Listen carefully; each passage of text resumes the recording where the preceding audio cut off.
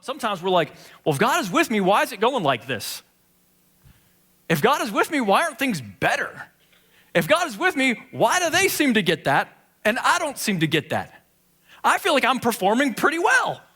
Why is everything going right for them? Maybe God is more with them and less with me. How am I supposed to think about this? Why isn't God with me more and why do they get that? That's what we can think about sometimes. You know, there were some people in Jesus' time, they were called the Pharisees. Many of you guys know about these. These were, most of them, not all of them, most of them were, they just had a wrong heart. They had a wrong spirit. They were thinking about things wrong, and Jesus would trip them out because the very things that they valued the most, Jesus seemed to go right against that. They were like the most religious people of their time, and yet they were often offended by Jesus. And all the people that they thought shouldn't be around God at all, that don't deserve him, that don't deserve to be talked to with any kind of dignity. You know, the tax collectors were kind of evil then, they're not now, but they were then, or prostitutes, or whoever they were. Why should they get to hang out? Jesus is supposed to be this prophet? Why does he hang out with them then? Why isn't he hanging out with us? Because we're the really important people on campus. And so that's how Jesus was. You know, he magnetized people that everyone else would give up on, and the people that you thought were professionals, they would always be at odds with him. So Jesus is trying to get a point across to these religious leaders about how much he cares about these people that they might consider icky. And so he goes through 3 stories in a row, okay? He talks about a lost sheep, a lost coin, and then 2 lost sons. And we're gonna come in right at the tail one, at the last one, the 2 lost sons, because he's trying to make a point to these religious leaders that kind of have a wrong mind and heart. He's saying the very thing that you don't value is one of the things that God values most in the universe. So I want to show you in this story. It's a parable. Parable is kind of like a story riddle with a spiritual point that Jesus uses to illustrate spiritual truths, and that's what he's going to do for these guys. But as he does it, he's going to introduce something to us about the fact that we can even be with God and yet distant from his heart. And that'd be the ultimate Christmas tragedy. So he's talking about these 2 sons. One of them is the older brother. You've heard a lot about like the lost son, the prodigal son. You've heard about this guy. We're going to talk about him, but we're also going to talk about the older brother because he doesn't get enough airtime. And he's really more what the story is about than the younger one. The older brother represents these Pharisees. And Jesus is trying to tell them, you guys need a heart change. Jesus has been eating with all these tax collectors, these sinners, and now he jumps into this story. He says, okay, so there was this son, and he wasn't interested in living with his old man anymore. He wanted all of his inheritance now. And so he says to the old man, hey, I wish you were dead so I can have your stuff. I'm just gonna go spend it. And the old man, for some reason, gives it to him, and he goes off, and then he gets in a little bit of trouble, and he thinks better of it, and then he says, wow, what am I doing? I'm just gonna go back home and be with my family. And when he gets back, the father's like, oh yeah, he's back, let's celebrate. And yet there was this older brother who didn't like it. He was resentful. He was miffed.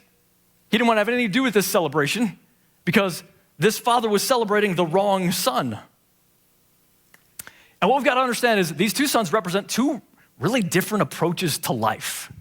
And you see this all the time. We all are a little bit of this. Probably all of us, we gravitate toward one or the other, but you see this in the culture. You see all over the world. You see people like this. The older brother represents moral conformity. He's just like, I'll tell you what, I'm not gonna do what I wanna do. I'm just gonna like buckle down. I'm gonna do what tradition says. I'm gonna do what the family says. I'm gonna do what society says. I'm gonna be pristine, man. I'm gonna do everything right, and then I'm gonna get what I want because I did everything right. That's the way to be safe in life. That's the way I'm gonna move through stuff. And then you've got this other person who's full of self-discovery and self-expression, right? And so this person's like, hey man, forget the rules. These rules are too much. I can't handle this. I need to get out of here. Yeah, these rules are chafing me. I'm gonna move out, just do things my way. I'm gonna make my own morality. I don't need anybody's input on this. I'm just gonna give myself over to doing what I wanna do, and that's how I'm gonna solve the problems of life, and that's how I'm gonna get what I want. 2 different approaches to life.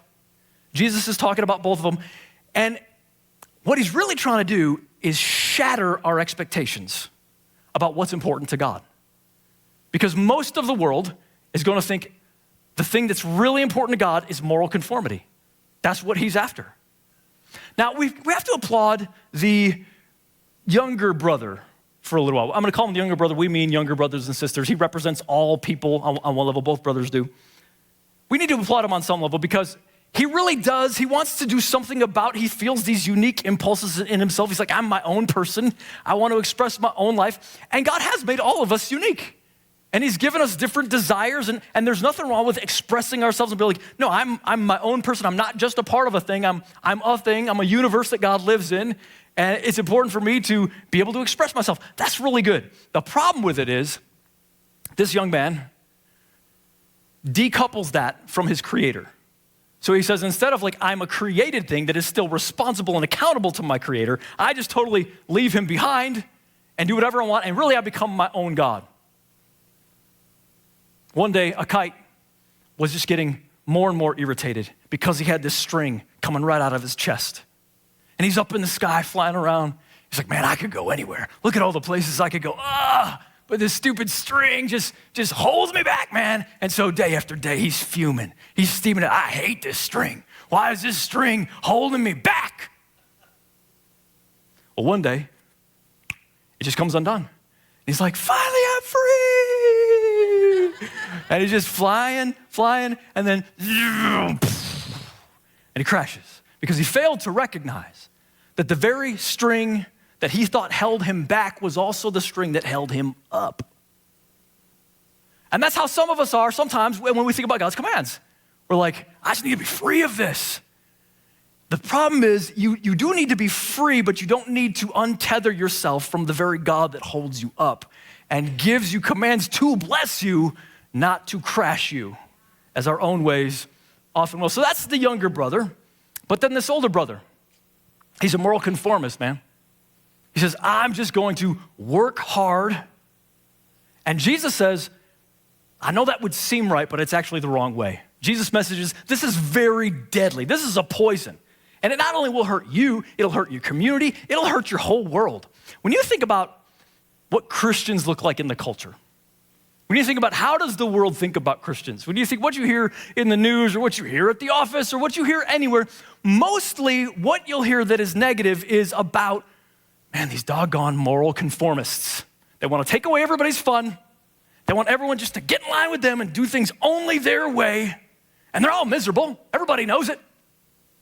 The world sees the church mostly as older brothers, as mostly people that are a little bit mad and a little bit irritated at everybody else who's not mad with them.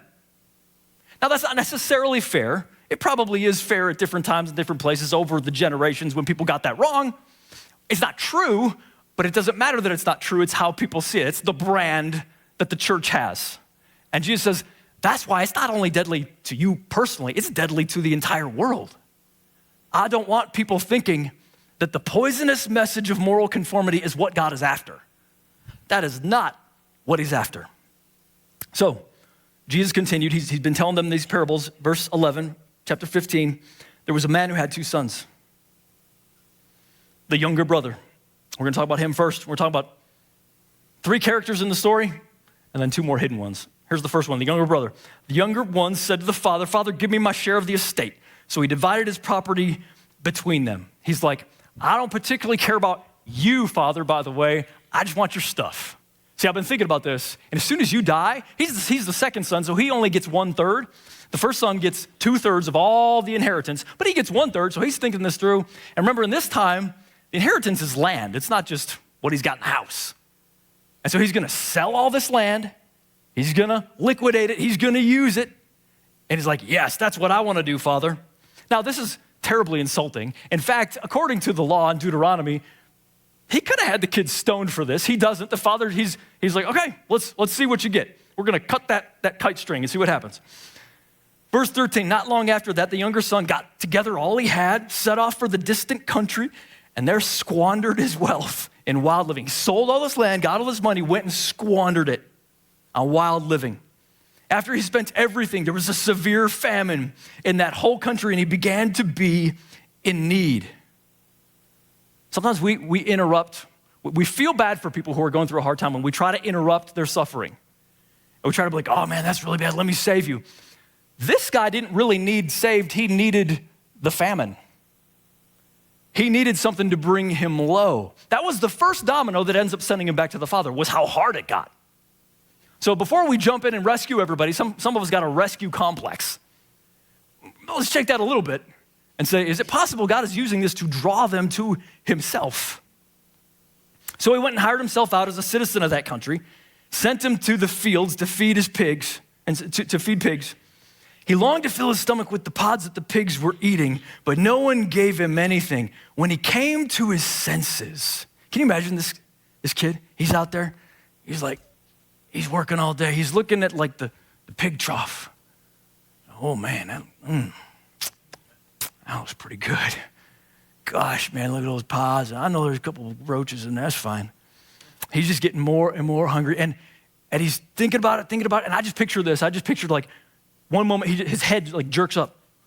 What am I doing? I'm an idiot. I could go home and be treated better than this. And that's what he does.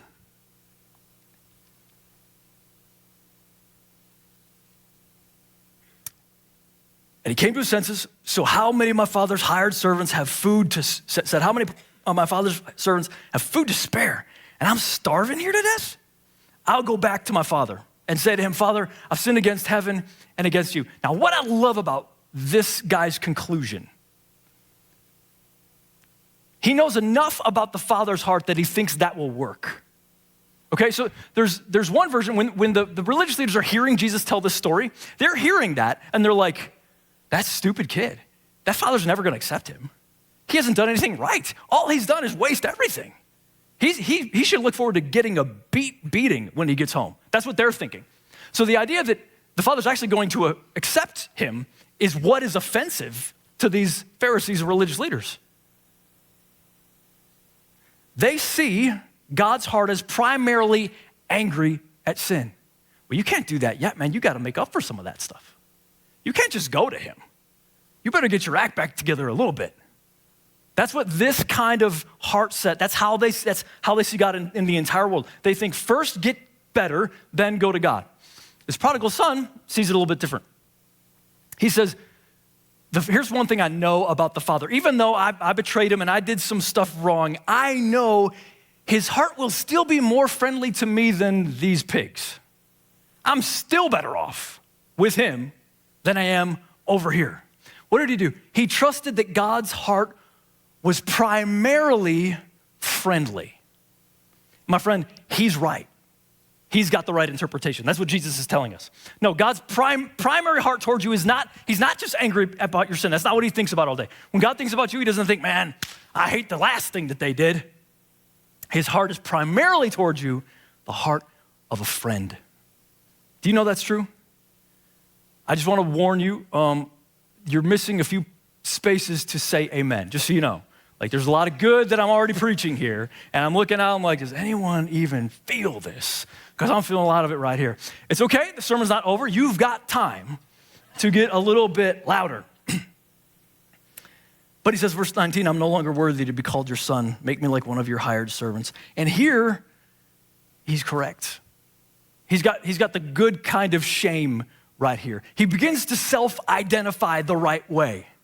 He's beginning to self-identify first by saying, you know, it's true, I don't deserve to go back to my father. I think he'll accept me. I think he'll be friendly, but I know that I don't deserve to be a son. That's definitely true. And it begins to dawn on him, and my friends, this is where we all got to get again and again and again. It's not just that he broke dad's rules. He hurt dad. And that's what we've all got to know when we're thinking about our own younger brother self. It's not just that I broke the rules. That's not the big deal. Big deal is who I betrayed. So let's pretend you've got a friend. You guys are pretty close. And they come to you and they say, man, I feel bad about this, but I just need to confess to somebody. I stole $3,000. And you'd probably be like, wow, that's a sum. But, you know, God's gracious and I'm sure he'll forgive you. And then they say, and I stole it from you. That's still the same sin, but probably it just changed in your heart a little bit, right? You're like, wow, I thought we were friends. First I felt honored you were telling me, and now I'm just mad that you stole it from me. Why? Because we already had a relationship. How could you steal it from me? I've already done good to you. I've loved you. I've been with you. That's the way the Father sees it. It's not just that you broke the rules. It's that you betrayed and left and demanded from me, the one who loves you most and best. So he begins to develop good shame. Let's move on to character 2, the father. So he got up, went to his father, but while he was still a long way off, his father saw him and was filled with compassion for him. Ran to his son, threw his arms around him, and kissed him. The son sent to the father. He starts in. He's been thinking about this. Father, I've sinned against heaven and against you. I'm no longer worthy to be called your son. But the father said to his servants, quick, bring the best robe and put it on him. Put a ring on his finger and sandals on his feet. Bring the fattened calf and kill it. Let's feast and celebrate.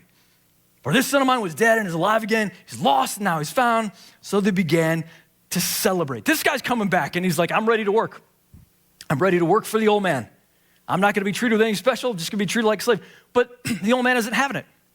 He says, no. We're not doing it that way. Get the best robe. Do you hear that? Whose robe would be the best? The father's robe would be the best. He says, put sandals on his feet. You know, slaves didn't wear sandals. And so what the father's saying, you don't get to come back as a slave. If you're coming back, you only get to come back as a son.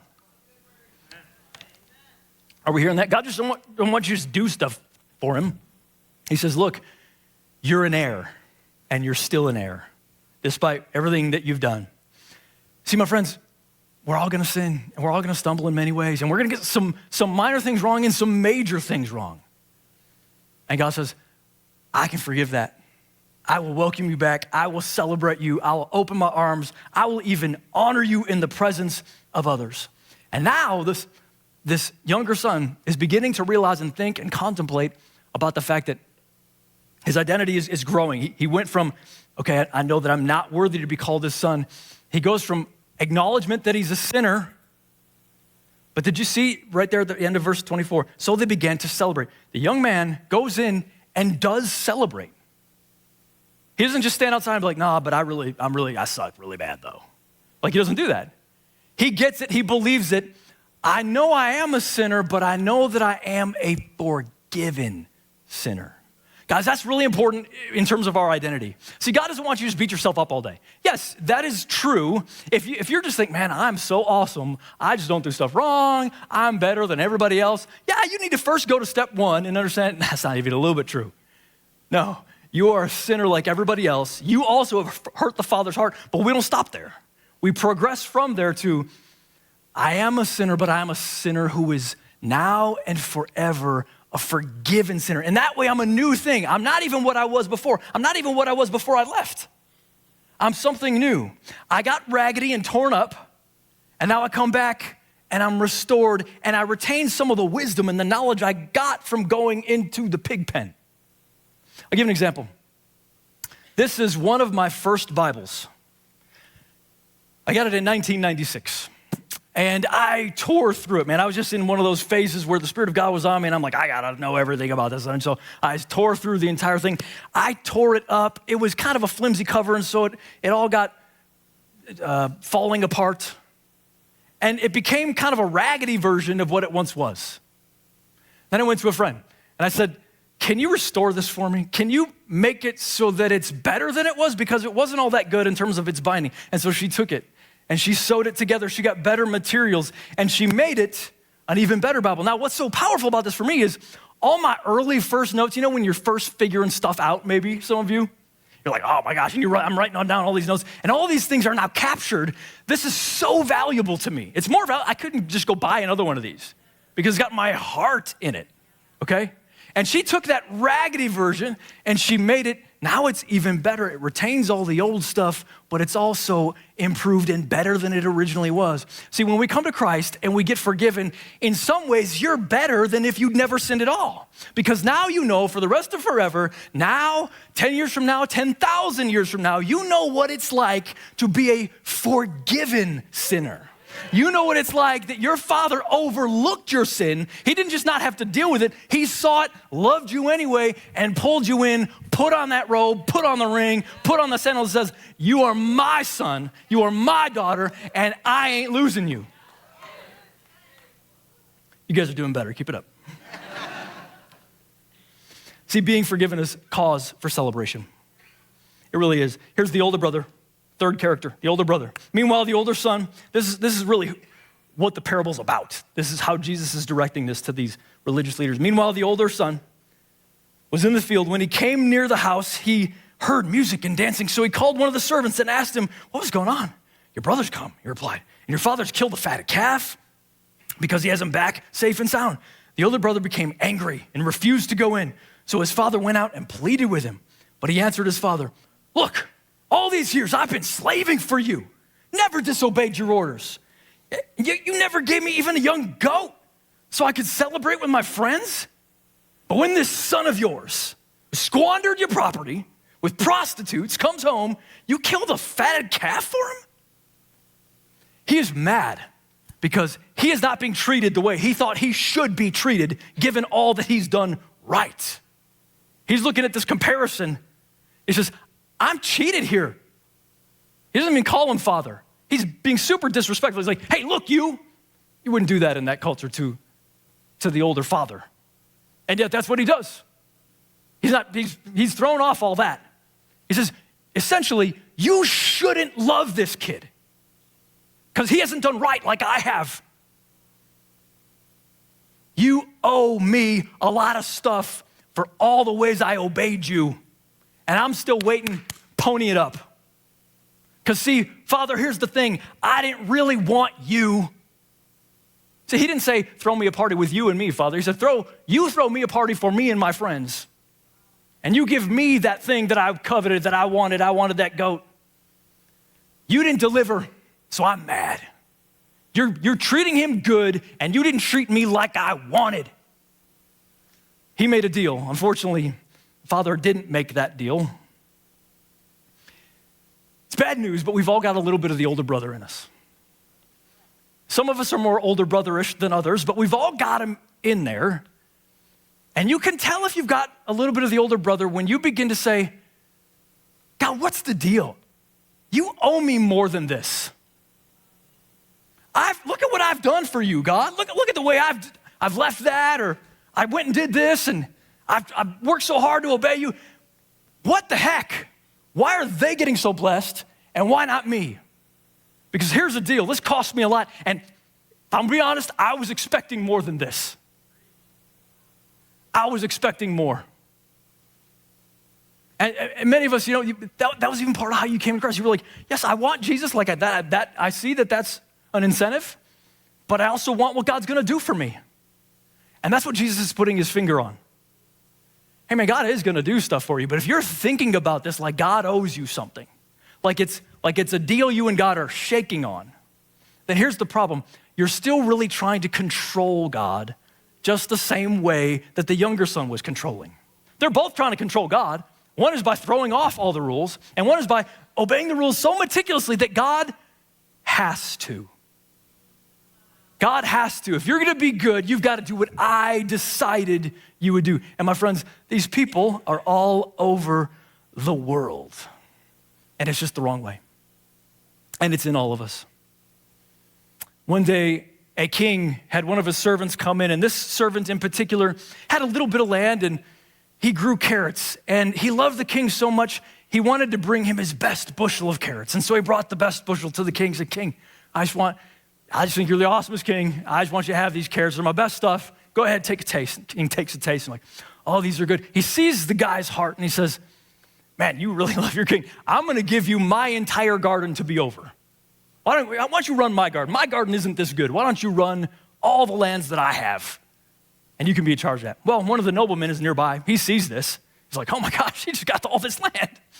He says, I know what I'm gonna do. I've got this really cool horse. I'm gonna go get that horse and bring it to the king. So he goes get the horse, presents it. Hey, king, I just want you to know, you can have this horse. Here it is. Isn't it beautiful? But the king knows the heart of the noble. The king knows, you don't actually love me.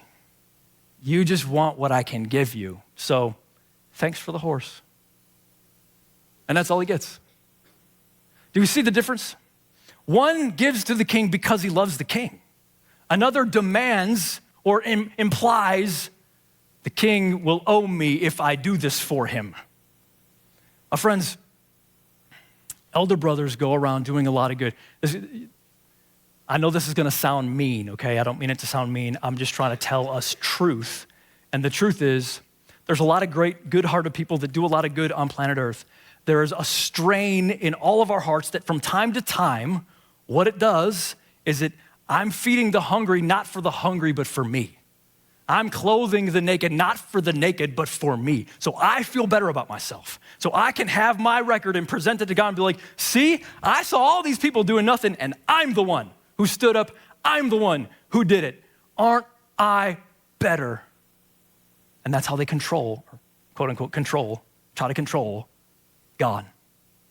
Are we seeing we can be with God and yet still very distant from his heart? And so he says in verse 31, my son, talking to the older brother, my son, the father said, you are always with me and everything I have is yours.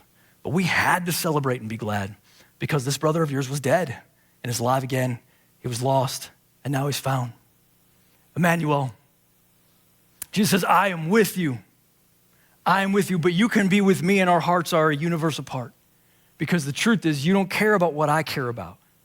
We're together, the Father and the Son were together, but their hearts were far apart. My friend, I want to suggest to us that there are places our hearts are far and distant from God when we don't care about the people he cares about. When for us, it's primarily about us. We're like, forget those guys, look at all they've done wrong anyway. God makes us aware of this distance so that we'll, number one, ask for forgiveness for our own self-righteousness. And number two, draw near to those younger brothers. Did you notice this? Both of these guys are lost.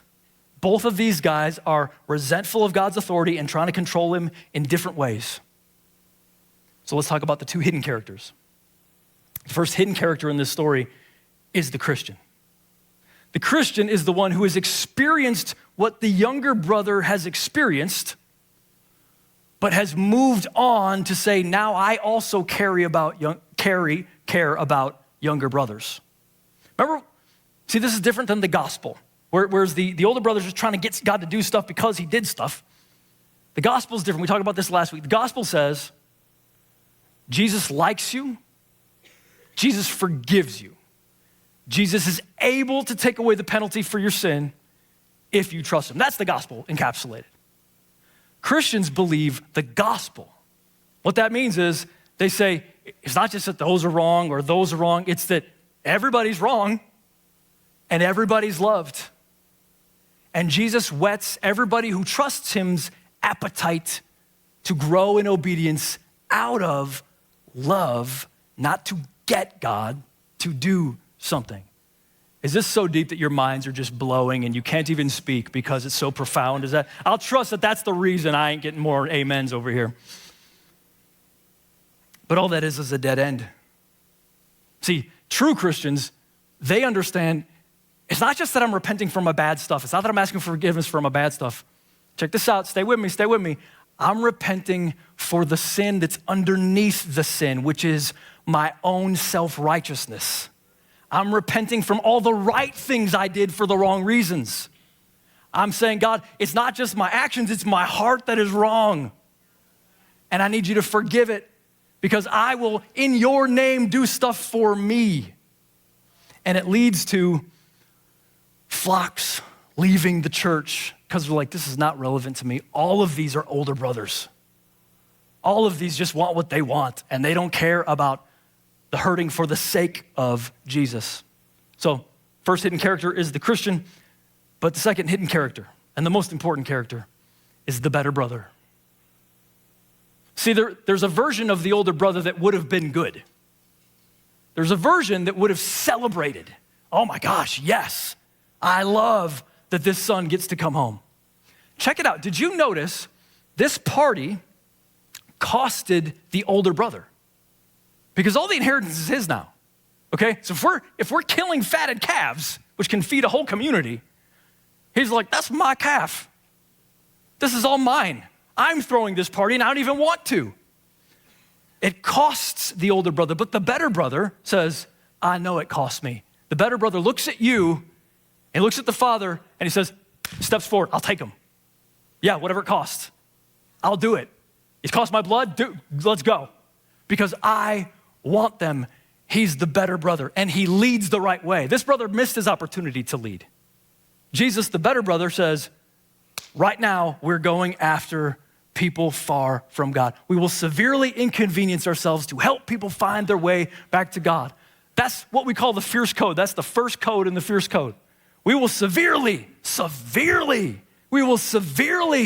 inconvenience ourselves to help people find their way back to God. The reason we do that is because we understand God cares about these people. He's not just happy to just give us our stuff, but there's always a cost, and the better brother knew there was a cost, and he paid it. My friends, there's always got to be a payment. The forgiveness is free, okay? You get forgiven for any sin for free from Jesus, but it still costs Jesus, right? So if I come into your living room, I come into a place you watch TV, maybe it's the basement, wherever you are, and I take a 10-pound dumbbell and I whip it at your flat screen TV, you have two options there, okay? If you're gonna forgive me, you have three if you don't wanna forgive me. If you're gonna forgive me, one of two things is gonna happen. Either I'm gonna pay for that TV or you're going to pay for that TV. But somebody's gotta pay. And Jesus says, I'm gonna pay. It still has to be paid for. I'm just gonna be the one who does it. And he says, now I've been the better brother and I've shown you what to do. So now if you love the Father, do what I do and go after the ones who are missing and lost and don't even know it or care. Are we hearing this today? That's why we do stuff like Christmas Palooza. That's why we give you stuff like these little invite cards. It says God with us. There's some on the back table there. I'm sure you can find them around the church somewhere. They're just little invites that say, come to Christmas Eve. The reason we do that is not because we just want a lot of people in here. It's because Jesus cares as the better brother. I want more people to come home so we can celebrate with all of them. And my friend, you've got to understand, dear heart, you and I, we have the call to be servant ambassadors to those who are still out in the pig pens, not quite come to their senses yet. And we have to be, when we're inconvenienced, we're like, why do we have to do this? Carter, why are you preaching in such a way that it's not just clear and easy for all Christians to understand, but sometimes you talk in a way that so non-Christians can understand it. The reason you're inconvenienced by that is because Jesus convenienced himself and paid the price. That's what we're gonna do. We're always gonna do it. We're gonna take the hit, we're gonna pay it. And if you wanna pay that, that means you're gonna serve. And you're gonna pay. You're literally gonna pay in tithes and offerings. You're gonna sign up. That's the inconvenience. It's not that some amorphous we is going to inconvenience ourselves. My friends, that means you and me are going to inconvenience ourselves. Come on, somebody. So here's some applications. When there's somebody new here that you don't know, here's what you do. It's super advanced. It's really hard to do. You walk up and you say, hey, I don't think we've met. My name is fill in the blank. I know it's an advanced move, but I know that you can do it. I know it's inconvenient, but I know that you can do it. We're gonna severely inconvenience ourselves to help people find their way back to God. And we're gonna ask God right now, we're gonna pray to him. We're gonna recognize some places we've been the older brother. We're gonna ask God for a change of heart. God, will you change my heart? It's a heart thing. I don't value what you value, and I value you giving me my things more than I value other people knowing your love and your mercy. And it's okay. He forgives us. But until we ask for forgiveness, he doesn't change us. And that's what we need. So let's bow our heads. Hey, Lord, we want to recognize that there are places we have just selfishly, just because, we're part of this thing down here, we've tried to manipulate you, or we've been disappointed or mad at you when we didn't get the thing that we thought we should. And we just wanted to proclaim together, that's the older brother spirit. That's not who we are. That's not who we're supposed to be. We know it's going to try to cling to us, so we ask that you teach us and train our hearts. Change us, God, to love those you love and follow the example of the better brother and pay the price so that others can come home for the celebration. In Christ's name, amen.